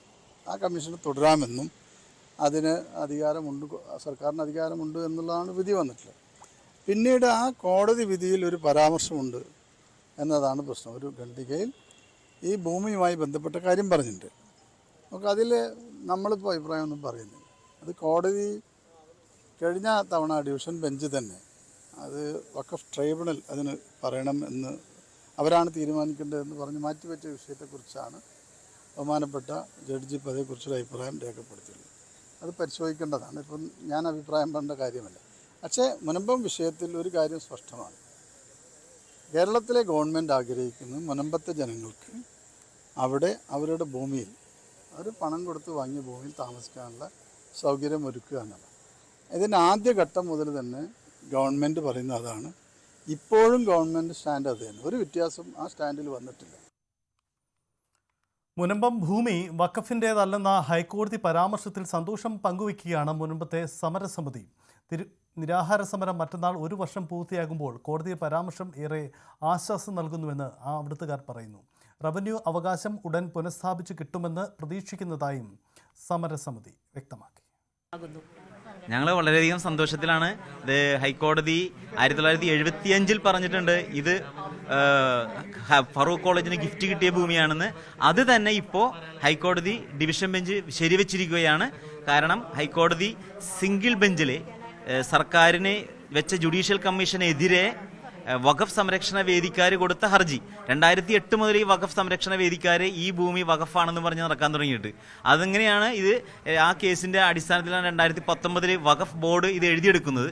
അതിനെതിരെ ബച്ചു കുര്യൻ്റെ ജുഡീഷ്യൽ കമ്മീഷനെ അനുവദിക്കാൻ പാടില്ല എന്ന് പറഞ്ഞ വിധിക്കെതിരെ കേരള സർക്കാർ ഹൈക്കോടതി ഡിവിഷൻ ബെഞ്ചിൽ, അതായത് ശുശ്രൂത് അധികാരിയും അതേപോലെ ശ്യാംകുമാർ ജസ്റ്റിസും വിധി പുറപ്പെടുവിച്ചിരിക്കുകയാണ്. ആ വിധിയിൽ ഇത് വഖഫ് പ്രോപ്പർട്ടി അല്ല, ഇത് ഫറൂഖ് കോളേജിന് ഗിഫ്റ്റ് കിട്ടിയ ഭൂമി തന്നെയാണ് എന്ന് അസന്നിഗ്ധമായിട്ട് പറയുന്നു. ട്രംപിന്റെ സ്വപ്നങ്ങൾക്ക് കരിനിഴൽ വീഴ്ത്തി ഈ വർഷത്തെ സമാധാനത്തിനുള്ള നൊബേൽ പുരസ്കാരം ഒരു വനിതയ്ക്ക്. വെനസ്വേലയിലെ ജനാധിപത്യ പോരാളി മറിയ കൊറീന മച്ചാഡോയ്ക്കാണ് പുരസ്കാരം ലഭിച്ചത്. 388 നോമിനേഷനുകളിൽ നിന്നാണ് ഇവരെ തിരഞ്ഞെടുത്തത്. The Norwegian Nobel Committee has decided to award the Nobel Peace Prize for 2025 to Maria Corina Machado. Indian സമയം ഉച്ചയ്ക്ക് 2:30 നോർവേയിലെ നോബൽ പീസ് കമ്മിറ്റി അംഗങ്ങൾ പുരസ്കാരം പ്രഖ്യാപിച്ചത്. ഡൊണാൾഡ് ട്രംപ് എന്ന രാഷ്ട്രീയക്കാരന് പുരസ്കാരം നഷ്ടമായപ്പോൾ മരിയ കൊറീന മച്ചാഡോ എന്ന വനിതാ രാഷ്ട്രീയ നേതാവിനാണ് പുരസ്കാരം ലഭിച്ചത്. വെനസ്വേലയിൽ ജനാധിപത്യവും മനുഷ്യാവകാശങ്ങളും പ്രോത്സാഹിപ്പിക്കുന്നതിനും രാജ്യത്തെ സ്വേച്ഛാധിപത്യ ഭരണം അവസാനിപ്പിക്കാനുള്ള സമാധാനപരമായ പോരാട്ടം നയിച്ചതിനുമുള്ള അംഗീകാരമായാണ് ഈ പുരസ്കാരം. ജനങ്ങളുടെ അവകാശങ്ങൾ സംരക്ഷിക്കുന്നതിനുള്ള മരിയയുടെ അക്ഷീണ പ്രയത്നത്തിനാണ് പുരസ്കാരം നൽകുന്നതെന്ന് നൊബേൽ കമ്മിറ്റി പ്രസ്താവനയിൽ പറഞ്ഞു. She is receiving the Nobel Peace Prize for her tireless work promoting democratic rights for the people of Venezuela and for her struggle to achieve a just and peaceful transition from dictatorship to democracy. As the leader of the democratic forces in Venezuela, Maria Corina Machado is one of the most extraordinary examples of civilian courage in Latin America in recent times. വെനസ്വേലയിലെ പ്രതിപക്ഷ നേതാവ് കൂടിയാണ് Maria Corina Machado. 2002 മുതലാണ് ഇവർ തന്റെ രാഷ്ട്രീയ പ്രവർത്തനം ആരംഭിക്കുന്നത്. 2014 Venezuelan പ്രക്ഷോഭത്തിനിടയിൽ Nicholas മഡുറോയുടെ സ്വേച്ഛാധിപത്യ സർക്കാരിനെതിരെ പ്രതിഷേധം സംഘടിപ്പിച്ചതിലെ മുൻനിര പോരാളിയായിരുന്നു മരിയ. 2011 മുതൽ 2014 വരെ വെനസ്വേലയിലെ ദേശീയ അസംബ്ലിയിൽ തിരഞ്ഞെടുക്കപ്പെട്ട അംഗമായി സേവനമനുഷ്ഠിച്ചിട്ടുണ്ട്. 2012 വെനസ്വേല പ്രസിഡന്റ് സ്ഥാനാർത്ഥിയായും മത്സരിച്ചിരുന്നു. നിരവധി മനുഷ്യാവകാശ പ്രവർത്തനങ്ങളും നടത്തിയിട്ടുള്ള മരിയ BBC-യുടെ തെരഞ്ഞെടുക്കപ്പെട്ട 100 വനിതകളിൽ ഒരാളാണ്. US പ്രസിഡന്റ് ഡൊണാൾഡ് ട്രംപിന് നിരാശ നൽകുന്നതാണ് ഇത്തവണത്തെ നോബേൽ പുരസ്കാരം. അധികാരത്തിലേറി 6 മാസത്തിനകം 7 യുദ്ധങ്ങൾ അവസാനിപ്പിച്ചെന്ന് വാദിച്ച ട്രംപ് സമാധാനത്തിനുള്ള നോബേൽ തനിക്ക് നൽകണമെന്ന് നിരന്തരം പരസ്യമായി തന്നെ പറഞ്ഞിരുന്നു. ഇസ്രായേൽ, കംബോഡിയ, പാകിസ്ഥാൻ എന്നീ രാജ്യങ്ങൾ ട്രംപിനെ നാമനിർദ്ദേശം ചെയ്തിരുന്നുവെങ്കിലും 2025 ജനുവരി വരെയുള്ള കാലയളവിലെ പ്രവർത്തനങ്ങൾ മാത്രമാണ് കമ്മിറ്റി പരിഗണിച്ചത്. ഇലോൺ മസ്ക്, അന്തരിച്ച pop Francis, Vladimir Zelensky, Imran Khan എന്നിവരും ഈ വർഷത്തെ നൊബേൽ സാധ്യതാ പട്ടികയിലുണ്ടായിരുന്നു. News desk, News 18. Maria Corina മച്ചാഡോയ്ക്ക് Nobel സമ്മാനിച്ചതിൽ കമ്മിറ്റിക്കെതിരെ വിമർശനവുമായി വൈറ്റ് ഹൗസ് ഇതിനിടയിൽ രംഗത്ത് വന്നിട്ടുണ്ട്. സമാധാന ശ്രമങ്ങളെയല്ല, രാഷ്ട്രീയമാണ് പുരസ്കാര നിർണയത്തിൽ പ്രധാനമെന്ന് കമ്മിറ്റി ഒരിക്കൽ കൂടി തെളിയിച്ചിരിക്കുന്നു എന്നാണ് വിമർശനം. സമാധാനത്തിനായി നയതന്ത്ര ഇടപെടലുകളും മനുഷ്യാവകാശ പ്രവർത്തനങ്ങളും പ്രസിഡന്റ് ഡൊണാൾഡ് ട്രംപ് തുടരുമെന്ന് വൈറ്റ് ഹൗസ് വക്താവ് സ്റ്റീഫൻ ചുവങ് പ്രതികരിച്ചു.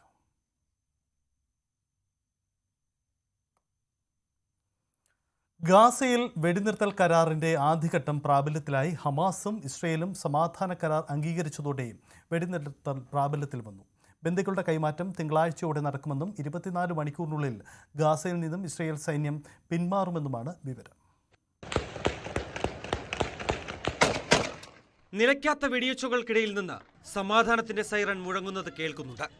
2 വർഷം തുടർച്ചയായി കേട്ട നിലവിളികൾ, വംശഹത്യയുടെ ചോരകട്ട പിടിക്കുന്ന അനുഭവങ്ങൾ, ഒരിക്കലും മറക്കാനോ പൊറുക്കാനോ ആകാത്ത നരനായേട്ടിന്റെ യാതനകൾ അനുഭവിച്ചവരാണ് ഗാസയിലെ ജനത.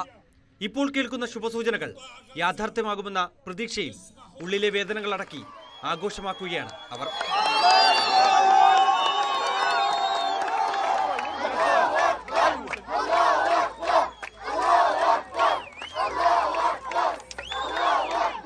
പദ്ധതിയുടെ ആദ്യഘട്ടത്തിന് ഇസ്രയേൽ മന്ത്രിസഭ അംഗീകാരം നൽകിയതോടെ ആദ്യഘട്ട ധാരണയുടെ ഭാഗമായി ബന്ദി കൈമാറ്റവും ഉടൻ നടപ്പിലാക്കും.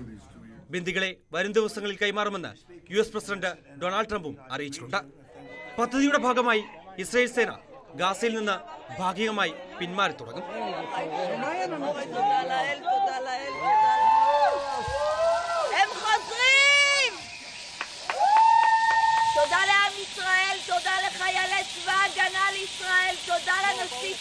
ഇസ്രായേൽ മോചിപ്പിക്കുന്ന പലസ്തീൻ തടവുകാരിൽ ജീവപര്യന്തം തടവനുഭവിക്കുന്ന 250 പേരും 2023 ഒക്ടോബർ 7 ശേഷം അറസ്റ്റിലായ 1700 പേരും ഉൾപ്പെടുന്നു. ഉപരോധം മൂലം പട്ടിണിയിലായ ഗാസയിലേക്ക് സഹായമെത്തിക്കാനുള്ള നടപടികൾക്കും ഇതോടെ തുടക്കമാകും. UN ഏജൻസികൾ അടക്കമുള്ള സന്നദ്ധ സംഘടനകൾക്കായി ഗാസയുടെ 5 അതിർത്തി പാതകളും തുറക്കും. അതേസമയം ഇസ്രായേലിനെ പിന്തുണയ്ക്കുന്നതിനും ഗാസയെ നിരീക്ഷിക്കുന്നതിനുമായി 200 സൈനികരെ അമേരിക്ക വിന്യസിക്കും. ഗാസയിലെ വെടിനിർത്തൽ കരാർ പാലിക്കപ്പെടുന്നുണ്ടോ എന്ന് അമേരിക്കൻ സൈന്യം നിരീക്ഷിക്കും. ഈജിപ്ത്, ഖത്തർ, തുർക്കി, UAE എന്നീ രാജ്യങ്ങളിലെ സായുധ സേനകളിൽ നിന്നാണ് 200 US സൈനികരെ സംഘത്തിൽ ഉൾപ്പെടുത്തിയിട്ടുള്ളത്. വൈകാതെ തന്നെ 2ാം ഘട്ട ചർച്ചകൾക്കും തുടക്കമാകും. News desk, News 18. അഫ്ഗാനിസ്ഥാനിലെ കാബൂളിൽ ആക്രമണം നടത്തി പാക് വ്യോമസേന. തെഹ്രിക്ക് താലിബാൻ തലവൻ നൂർവാലി മെഹ്ദൂദിനെ ലക്ഷ്യമിട്ടായിരുന്നു ആക്രമണം. എന്നാൽ നൂർവാലി മെഹ്സൂദ് സുരക്ഷിതനാണെന്നും മകൻ കൊല്ലപ്പെട്ടുവെന്നുമാണ് വിവരം. പുലർച്ചെയാണ് അഫ്ഗാൻ തലസ്ഥാനമായ കാബൂളിൽ ഉഗ്രസ്ഫോടനമുണ്ടായത്. തെഹ്രിക്ക് താലിബാൻ പാകിസ്ഥാന്റെ ഒളിത്താവളങ്ങൾ ലക്ഷ്യമിട്ടാണ് പാക് വ്യോമസേനയുടെ ആക്രമണം. TTP തലവൻ നൂർവാലി മഹ്സൂദ് ആക്രമണത്തിൽ കൊല്ലപ്പെട്ടതായി പാകിസ്ഥാൻ അവകാശപ്പെട്ടെങ്കിലും മഹ്സൂദ് സുരക്ഷിതനാണെന്നും പാകിസ്ഥാനിലുണ്ടെന്നും വ്യക്തമാക്കുന്ന ശബ്ദ സന്ദേശവും പുറത്തുവന്നു. എന്നാൽ ആക്രമണത്തിൽ മഹ്സൂദിന്റെ മകൻ കൊല്ലപ്പെട്ടു. പാകിസ്ഥാൻ പ്രതിരോധ മന്ത്രി ഖ്വാജ ആസിഫ് അഫ്ഗാനിസ്ഥാൻ തീവ്രവാദികൾക്ക് അഭയം നൽകുന്നുവെന്ന് പരസ്യമായി ആരോപിച്ച് 48 മണിക്കൂറിനുള്ളിലാണ് ആക്രമണം പ്രകോപനപരമാണെന്ന് അഫ്ഗാൻ പ്രതികരിച്ചു. 2021 താലിബാൻ അധികാരത്തിലേറിയ ശേഷം ആദ്യമായാണ് കാബൂളിൽ പാകിസ്ഥാന്റെ കടന്നാക്രമണം. അഫ്ഗാൻ വിദേശകാര്യമന്ത്രി അമീർ ഖാൻ മുത്താക്കി 8 ദിവസത്തെ ഇന്ത്യ സന്ദർശനം തുടരുന്നതിനിടയിലാണ് ആക്രമണമെന്നതും ശ്രദ്ധേയമാണ്. ദിവസങ്ങൾക്ക് മുൻപ് അഫ്ഗാൻ അതിർത്തിയിൽ പാകിസ്ഥാൻ സൈനികരുടെ വാഹനവ്യൂഹത്തിനു നേരെ തീവ്രവാദികൾ നടത്തിയ കുഴിബോംബാക്രമണത്തിൽ 11 പേർ കൊല്ലപ്പെട്ടിരുന്നു. പാകിസ്ഥാന്റെ വടക്ക് കിഴക്കൻ ജില്ലയായ കുറാമിൽ സൈനികരും ഭീകരവാദികളുമായുണ്ടായ ഏറ്റുമുട്ടലിന് ശേഷമാണ് കുഴിബോംബാക്രമണം. കഴിഞ്ഞ മാസം തെഹ്രീക്ക് താലിബാന്റെ ശക്തികേന്ദ്രമായ പക്തൂൺഖ്വ പ്രദേശത്തുണ്ടായ സ്ഫോടനത്തിൽ 30 പേരാണ് കൊല്ലപ്പെട്ടത്. മാസങ്ങളായി സുരക്ഷാസേനയ്ക്ക് നേരെ നിരന്തരം ആക്രമണങ്ങൾ നടക്കുന്നുണ്ട്. ഇതിലൂടെ പാകിസ്ഥാനിലെ ഭരണം അട്ടിമറിച്ച് അധികാരം പിടിച്ചെടുക്കാനുള്ള ശ്രമമാണ് തെഹ്രീക്ക് താലിബാൻ നടത്തുന്നതെന്നും ആക്രമണം ആസൂത്രണം ചെയ്യുന്നതിനായി അയൽ രാജ്യമായ അഫ്ഗാനിസ്ഥാനെ ഉപയോഗിക്കുകയാണെന്നും പാക് സേന ആരോപിക്കുന്നു. എന്നാൽ അഫ്ഗാനിസ്ഥാൻ ഈ ആരോപണത്തെ തള്ളുകയാണ്. News desk news 18. വീണ്ടും ഒരു ഇടവേളയാണ്.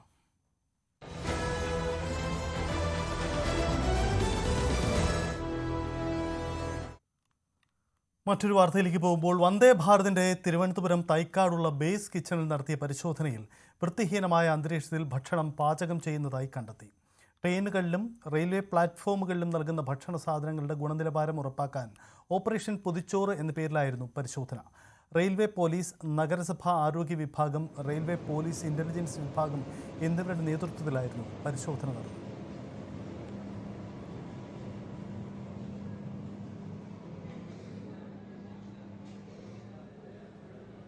ട്രെയിനുകളിലെയും റെയിൽവേ പ്ലാറ്റ്ഫോമുകളിലെയും ഭക്ഷണത്തിന്റെ ഗുണനിലവാരം ഉറപ്പുവരുത്തുന്നതിന്റെ ഭാഗമായാണ് ഓപ്പറേഷൻ പൊതിച്ചോർ എന്ന പേരിൽ റെയിൽവേ പോലീസും തിരുവനന്തപുരം നഗരസഭയും ഉൾപ്പെടെ ചേർന്ന് സംയുക്തമായ പരിശോധന നടത്തിയത്. അതിനിടയിലാണ് വന്ദേ ഭാരതിന്റെ ബേസ് കിച്ചനായ തിരുവനന്തപുരം തൈക്കാട് നടന്ന പരിശോധനയ്ക്കിടയിൽ വൃത്തിഹീനമായ അന്തരീക്ഷത്തിൽ ഭക്ഷണം പാചകം ചെയ്യുന്നതിന്റെ തെളിവുകൾ കണ്ടെത്തിയത്. അതിന്റെ പശ്ചാത്തലത്തിൽ തിരുവനന്തപുരം നഗരസഭയുടെ ആരോഗ്യ വിഭാഗം ഈ വന്ദേ ഭാരതിന്റെ ബേസ് കിച്ചന് നോട്ടീസ് നൽകിയിരിക്കുകയാണ്. അതിന് കൃത്യമായ മറുപടി നൽകേണ്ടി വരും. അതോടൊപ്പം വലിയ ഉയർന്ന ടിക്കറ്റ് നിരക്കുകൾ നൽകിയാണ് വന്ദേ ഭാരതിൽ യാത്രക്കാർ സാധാരണയായി യാത്ര ചെയ്യാറ്. അതോടൊപ്പം ഭക്ഷണത്തിനടക്കം GST അടക്കമുള്ള ടാക്സ് ഉൾപ്പെടെ നൽകിക്കൊണ്ടാണ് ഭക്ഷണം ആളുകൾ ഈ വന്ദേ ഭാരത് ട്രെയിനിലെ യാത്രക്കാർ ഭക്ഷണം കൈപ്പറ്റുന്നത്. അത്തരത്തിൽ ഉയർന്ന പണം നൽകിക്കൊണ്ട് വാങ്ങുന്ന ഭക്ഷണം വൃത്തിഹീനമായ അന്തരീക്ഷത്തിൽ പാചകം ചെയ്യുന്നുവെന്ന കണ്ടെത്തലാണ് റെയിൽവേ പോലീസ് നടത്തിയ പരിശോധനയിൽ ഉണ്ടായിരിക്കുന്നത്. അതുകൊണ്ട് തന്നെ കൃത്യമായൊരു നടപടി ഈ വിഷയത്തിൽ ഉറപ്പുവരുത്തുമെന്നാണ് ഈ റെയിൽവേ പോലീസ് ഇപ്പോൾ പുറത്തു നൽകിയിരിക്കുന്ന വിവരം. അതായത് തുടർച്ചയായി ഇത്തരം പരിശോധനകൾ വ്യാപകമായി സംസ്ഥാനത്തെ എല്ലാ റെയിൽവേ സ്റ്റേഷനുകളിലും നടത്താനുള്ളൊരു തീരുമാനമാണ് റെയിൽവേ പോലീസിന്റെ ഭാഗത്തുനിന്നുണ്ടാകുന്നത്. റെയിൽവേ സ്റ്റേഷനുകളിൽ മാത്രമല്ല, ട്രെയിനുകളിൽ, പ്ലാറ്റ്ഫോമുകളിൽ, അതോടൊപ്പം ഇത്തരത്തിൽ ഭക്ഷണം പാചകം ചെയ്യുന്ന ബേസ് കിച്ചനുകളിലടക്കം പരിശോധന വ്യാപിപ്പിച്ചുകൊണ്ട് ട്രെയിനുകളിൽ വിതരണം ചെയ്യുന്ന ഭക്ഷണത്തിന്റെ ഗുണനിലവാരം ഉറപ്പുവരുത്തുക എന്നൊരു തീരുമാനമാണ് ഇപ്പോൾ റെയിൽവേ പോലീസിന്റെ ഭാഗത്തുനിന്നുണ്ടായിരിക്കുന്നത്. റെയിൽവേ SP നൽകിയ നിർദ്ദേശത്തിന്റെ അടിസ്ഥാനത്തിലായിരുന്നു വന്ദേ ഭാരത് ട്രെയിനിന്റെ ബേസ് കിച്ചനിലടക്കം വ്യാപകമായ പരിശോധന നടത്തുന്നത്. സദാചാര പ്രസംഗവുമായി കായംകുളം MLA U പ്രതിഭ. നാട്ടിൽ ഉദ്ഘാടനങ്ങൾക്ക് ഇപ്പോൾ തുണി ഉടുക്കാത്ത താരങ്ങളെ മതിയെന്നും തുണിയുടുക്കാത്ത താരം വന്നാൽ എല്ലാവരും ഇടിച്ചു കയറുകയാണെന്നുമാണ് MLAയുടെ പരാമർശം. അത് നിർത്താൻ ആവശ്യപ്പെട്ട് തുണിയെടുത്ത് വരാൻ പറയണം. ഇതിന്റെ പേരിൽ സദാചാരം എന്ന് പറഞ്ഞ് തന്റെ നേരെ വരരുതെന്നും U പ്രതിഭ പറയുന്നു. മോഹൻലാലിന്റെ ടെലിവിഷൻ ഷോയ്ക്കും ഇവരുടെ വിമർശനമുണ്ട്. മോഹൻലാൽ നടത്തുന്നത് ഒളിഞ്ഞുനോട്ട പരിപാടി എന്നാണ് വിമർശനം. നിർഭാഗ്യവശാൽ നമ്മുടെ സമൂഹത്തിൽ സിനിമാക്കാരോട് ഒരുതരം ഭ്രാന്താണ്. എന്തിനാണെന്ന് എനിക്ക് മനസ്സിലാവുന്നില്ല. കട ഉദ്ഘാടനത്തിന് സിനിമാ താരങ്ങൾ, അത് ഉടുപ്പിടാത്ത സിനിമാ താരങ്ങളെ കൊണ്ടുവരുന്ന ഒരു പുതിയ സംസ്കാരം കേരളത്തിൽ. എന്തിനാ അത് ഇത്രയ്ക്ക് വായുകയാണോ കേരളത്തിലെ മനുഷ്യര്? തുണി എടുക്കാത്ത ഒരാൾ വന്നാൽ എല്ലാവരും അവിടെ തിരിച്ചു കയറുക. ആ രീതിയൊക്കെ മാറണം. വർത്താനം പറയണമെന്നേ നിങ്ങൾ തുണി എടുത്ത് വന്നാൽ മതി എന്ന് പറയും. ഇതൊന്നും സദാചാരവാദമെന്ന് പറയാൻ എന്റെ നേരെ കേരള കോൺഗ്രസ് ജോസഫ് ഗ്രൂപ്പിന്റെ സീറ്റുകളിൽ വെട്ടിപ്പിടിക്കാൻ കോൺഗ്രസ്. ഏറ്റുമാനൂരും തൃക്കരിപ്പൂരും ഉൾപ്പെടെ ജോസഫ് ഗ്രൂപ്പ് സ്ഥിരമായി മത്സരിക്കുന്ന സീറ്റുകൾ കോൺഗ്രസ് ഏറ്റെടുക്കും. ഏറ്റുമാനൂരിന് പകരം പൂഞ്ഞാർ വേണമെന്ന നിലപാടിലാണ് ജോസഫ് ഗ്രൂപ്പ്. ജോസഫ് ഗ്രൂപ്പിന്റെ സ്ഥാനാർത്ഥി നിർണയത്തിലും കോൺഗ്രസിന്റെ ഇടപെടൽ ഉണ്ടാവുന്നുണ്ട്. സ്ഥാനാർത്ഥികളുടെ പട്ടിക നൽകാൻ കോൺഗ്രസ് ജോസഫ് ഗ്രൂപ്പിനോട് ആവശ്യപ്പെട്ടു. പ്രത്യേക ഏജൻസിയെ വെച്ച് ഈ മണ്ഡലത്തിൽ പഠനം നടത്തിയിട്ടാവും പിന്നീട് പ്രഖ്യാപനമുണ്ടാവുക. നിയമസഭാ തെരഞ്ഞെടുപ്പിൽ ഭരണം പിടിക്കുക കോൺഗ്രസിനെ സംബന്ധിച്ച് ഏറ്റവും പ്രധാനപ്പെട്ട ഒരു അജണ്ടയായത് മാറിക്കഴിഞ്ഞു. അത് കേവലം കോൺഗ്രസിനെ പറ്റി മാത്രം പറഞ്ഞാൽ പോരാ, മറ്റ് ഘടകകക്ഷികളെ സംബന്ധിച്ചും ഇനിയുള്ള നിയമസഭാ തെരഞ്ഞെടുപ്പ് ഒരു ജീവൻ മരണ പോരാട്ടമായി മാറിക്കഴിഞ്ഞു. അതുകൊണ്ട് തന്നെയാണ് പല സ്ട്രാറ്റജികളും മാറി പരീക്ഷിക്കാൻ കോൺഗ്രസും ഘടകകക്ഷികളും തീരുമാനിക്കുന്നത്. സ്ഥിരമായി തോറ്റുകൊണ്ടിരിക്കുന്ന ഘടകകക്ഷികളുടെ സീറ്റ് ഏറ്റെടുത്ത് മത്സരിക്കുക എന്ന തന്ത്രമാണ് ഇവിടെ ഉയരുന്നത്. ഏറ്റുമാനൂർ, തൃക്കരിപ്പൂർ പോലുള്ള സീറ്റുകൾ ജോസഫ് ഗ്രൂപ്പിൽ നിന്ന് ഏറ്റെടുക്കാൻ തീരുമാനിച്ചു കഴിഞ്ഞു. പ്രത്യേകിച്ച് ഏറ്റുമാനൂർ സീറ്റിന്റെ കാര്യത്തിൽ കാലങ്ങളായി കേരള കോൺഗ്രസിന്റെ ഒരു സീറ്റാണ്. ആ സീറ്റ് ഏറ്റെടുക്കുന്ന കാര്യത്തിൽ ധാരണയായി. പകരം പൂഞ്ഞാർ സീറ്റ് ജോസഫ് ഗ്രൂപ്പ് ചോദിച്ചിട്ടുണ്ട്. പക്ഷേ ഇപ്പോഴും ഒരു ഓക്കെ പറഞ്ഞിട്ടില്ല കോൺഗ്രസ് എന്നുള്ളത് തന്നെയാണ്. കുട്ടനാട് ഉൾപ്പെടെയുള്ള സീറ്റുകളും ജോസഫ് ഗ്രൂപ്പിൽ നിന്ന് ഏറ്റെടുക്കാൻ ഏതാണ്ട് ആലോചനകളും നീക്കങ്ങളും നടന്നു വരികയാണ്. ചങ്ങനാശ്ശേരി, അതേപോലെ തിരുവല്ല, ഇവിടെയും കഴിഞ്ഞ തെരഞ്ഞെടുപ്പുകളിൽ ജോസഫ് ഗ്രൂപ്പ് തോറ്റ സീറ്റാണ്. തിരുവല്ലയിൽ തുടർച്ചയായി തോൽക്കുന്ന സാഹചര്യമുണ്ട്. പക്ഷേ ഇവിടങ്ങളിൽ കുറച്ചുകൂടി ജോസഫ് ഗ്രൂപ്പിന് മികച്ച സ്ഥാനാർത്ഥി ഉണ്ടാകും എന്ന പ്രതീക്ഷ തന്നെയാണ് ഉള്ളതുകൊണ്ടുകൂടിയാണ് ആ സീറ്റുകൾ ഏറ്റെടുക്കുക എന്നുള്ള നിലയിലേക്ക് കാര്യങ്ങൾ എത്തിയിട്ടില്ല. എന്തായാലും ഈ മറ്റു മണ്ഡലങ്ങളിലും ജോസഫ് ഗ്രൂപ്പിന്റെ മണ്ഡലങ്ങളിലും സ്ഥാനാർത്ഥി ആര് എന്ന കാര്യത്തിൽ കോൺഗ്രസിന്റെ കൂടി ഒരു തീരുമാനം ഉണ്ടാകും എന്ന് തന്നെയാണ് നമുക്ക് മനസ്സിലാക്കുന്നത്. ഇത്തരം സ്ഥലങ്ങളിൽ, അതായത് PJ ജോസഫും മോൻസ് ജോസഫും മത്സരിക്കുന്ന സീറ്റുകൾ ഒഴികെയുള്ള സ്ഥലങ്ങളിൽ 7 പേരുടെ സ്ഥാനാർത്ഥി പട്ടിക ചോദിച്ചിരിക്കുകയാണ് കോൺഗ്രസ്. ഇത് കൈമാറി ചില ഏജൻസികൾ, സ്വകാര്യ ഏജൻസികളുമായി കൂടി ചില ആലോചനകളും സർവേകളും ഒക്കെ നടത്തിയ ശേഷമായിരിക്കും ജോസഫ് ഗ്രൂപ്പിന്റെ ഇത്തരം സീറ്റുകളിലും ഒരു അന്തിമ സ്ഥാനാർത്ഥി പ്രഖ്യാപനം ഉണ്ടാകുക. എന്തായാലും തെരഞ്ഞെടുപ്പിന് ഏറ്റവും അവസാന നിമിഷങ്ങളിലാണ് സാധാരണ ഉഭയകക്ഷി ചർച്ചയും ഒക്കെ കോൺഗ്രസിൽ UDF-ൽ നടക്കാറുള്ളത്. ഇത്തവണ അങ്ങനെ നടന്നാൽ പോരാ, വളരെ നേരത്തെ ഇക്കാര്യങ്ങളൊക്കെ സീറ്റുകളുടെ കാര്യത്തിലൊരു അന്തിമ വ്യക്തത ഉണ്ടാകണമെന്ന് UDF കരുതുന്നുണ്ട്. ലീഗിന്റെയും ചില സീറ്റുകളിൽ കോൺഗ്രസുമായി വെച്ചുമാറ്റങ്ങൾ ഉണ്ടാകാനുള്ള ആലോചനകളും നീക്കങ്ങളും എന്തായാലും നടന്നു വരികയാണ്. എന്തായാലും ഇപ്പോൾ ലഭ്യമാകുന്ന വിവരമനുസരിച്ച് കഴിഞ്ഞ തവണ 9 സീറ്റിൽ ജോസഫ് ഗ്രൂപ്പ് മത്സരിച്ചെങ്കിൽ അത് താഴേക്ക് പോകും. കുറഞ്ഞതൊരു 7 അല്ലെങ്കിൽ അതിലും താഴേക്ക് പോകാനുള്ള സാധ്യത ഉണ്ട് എന്ന് തന്നെയാണ്. കുടുംബശ്രീയും റിലയൻസ് ജിയോയുമായി ചേർത്ത് 10,000 വനിതകൾക്ക് തൊഴിൽ കൊടുക്കാനുള്ള ധാരണാപത്രം ഒപ്പിട്ടു. മന്ത്രി MB രാജേഷിന്റെ സാന്നിധ്യത്തിൽ റിലയൻസ് പ്രതിനിധികളുമായി നടന്ന ചർച്ചയ്ക്ക് ശേഷമാണ് ധാരണാപത്രത്തിൽ ഒപ്പിട്ടത്. ബാങ്കിംഗ് മേഖലയിൽ ഉൾപ്പെടെ തൊഴിലവസരങ്ങൾ സൃഷ്ടിക്കാനുള്ള ചർച്ചകളാണ് നടക്കുന്നത്. പ്രതിമാസം 15,000 രൂപയിലേറെ വേതനം ലഭിക്കുമെന്നും മന്ത്രി അറിയിച്ചു. റിലയൻസും കുടുംബശ്രീയും തമ്മിൽ 10,000 വനിതകൾക്ക് ജോലി കൊടുക്കാനുള്ള MOU ഒപ്പിട്ടത്. അത് കുടുംബശ്രീയുടെ തന്നെ ചരിത്രത്തിലൊരു വലിയ വഴിത്തിരിവായി മാറാൻ പോകുന്നതാണ്. ഈ വിജ്ഞാന കേരളം ക്യാമ്പയിൻ ആകെ കുടുംബശ്രീയുടെ ചരിത്രത്തിലൊരു വഴിത്തിരിവാണ്. റിലയൻസ് പോലുള്ള ഒരു വലിയ കോർപ്പറേറ്റ് കമ്പനിയുമായിട്ടുള്ള ഈ ധാരണാപത്രം വളരെ വിപ്ലവാത്മകമായിട്ടുള്ള ഒരു ഘട്ടത്തിലേക്ക് കുടുംബശ്രീയുടെ ഈ തൊഴിൽ ക്യാമ്പയിനെ എത്തിക്കുകയാണ്. കഴിഞ്ഞ ദിവസം കുടുംബശ്രീയുടെ എക്സിക്യൂട്ടീവ് ഡയറക്ടർ H. ദിനേശനും Reliance projects and property management സർവീസസിന്റെ കേരള ബിസിനസ് ഹെഡ് ഹേമന്ത് അംബോർക്കറും ആണ് ധാരണാപത്രത്തിൽ ഒപ്പുവെച്ചത്. എന്റെ സാന്നിധ്യത്തിൽ ആയിരുന്നു ധാരണാപത്രം ഒപ്പിട്ടത്. ഇപ്പോൾ ഡിജിറ്റൽ ഉൽപ്പന്നങ്ങളുടെ വിപണനവും വർക്ക് ഫ്രം ഹോമായി കസ്റ്റമർ കെയർ, ടെലികോളിംഗും ഉൾപ്പെടെയുള്ള തൊഴിലുകളിലേക്കാണ് കുടുംബശ്രീ വനിതകളെ റിലയൻസ് പരിഗണിക്കുക. ആദ്യഘട്ടത്തിൽ റിലയൻസിന്റെ ടെലികോം ഡിവിഷനായിട്ടുള്ള ജിയോയുടെ വിവിധ വിഭാഗങ്ങളിൽ നിന്ന് ലഭ്യമാകുന്ന ഡിജിറ്റൽ ഉൽപ്പന്നങ്ങളുടെ വിപണനം, ഡിജിറ്റൽ സേവനങ്ങൾ എന്നിവ നൽകുന്നതിനാണ് കുടുംബശ്രീ നൽകുന്ന ലിസ്റ്റിൽ നിന്നുള്ള ആളുകൾക്ക് തൊഴിൽ നൽകുക. യോഗ്യരായ കുടുംബശ്രീ വനിതകളുടെ പട്ടിക അതാത് കുടുംബശ്രീ CDSകൾ വഴി റിലയൻസിന് ലഭ്യമാക്കും. ചെയ്യുന്ന ജോലിക്കനുസരിച്ചുള്ള വേതനമാണ് ലഭിക്കുക. നിലവിൽ ഈ രംഗത്ത് തൊഴിൽ ചെയ്യുന്നവർക്ക്, റിലയൻസിൽ ഈ രംഗത്ത് തൊഴിൽ ചെയ്യുന്നവർക്ക് പ്രതിമാസം 15,000 രൂപയിലേറെ വരുമാനം ലഭിക്കുന്നുണ്ട്. ആദ്യഘട്ടത്തിൽ ജിയോ കസ്റ്റമർ അസോസിയേറ്റ്സിന്റെ കീഴിൽ ടെലികോളിംഗ് മേഖലയിൽ 300 പേർക്ക് വർക്ക് ഫ്രം ഹോം ജോലിയും നൽകുന്നുണ്ട്.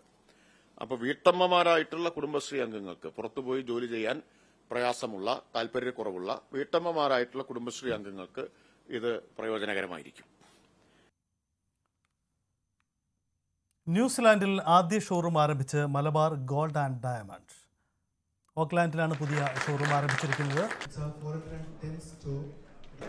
ബോട്ടണി ടൗൺ സെന്ററിൽ സ്ഥിതി ചെയ്യുന്ന പുതിയ ഷോറൂം ന്യൂസിലാൻഡ് മന്ത്രി മാർക്ക് മിച്ചൽ ഉദ്ഘാടനം ചെയ്തു. Malabar group vice chairman KP Abdul Salam, Malabar gold and diamonds international operations MD Shamlal Ahammed, senior director Mayankutty C, Malabar group executive director Nishad AK, Malabar group executive director KP Veerankutty, manufacturing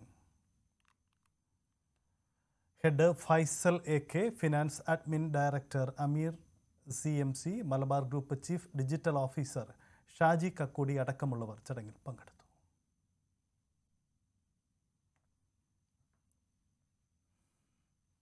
ഇനി സ്വർണം വെള്ളി നിരക്ക്.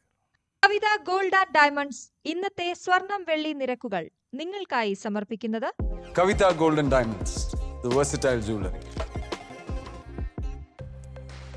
സ്വർണം 22 ക്യാരറ്റ് ഗ്രാമിന് 11,340, പവന് 90,720. 18 ക്യാരറ്റിന് ഗ്രാമിന് 9,380, പവന് 75,040.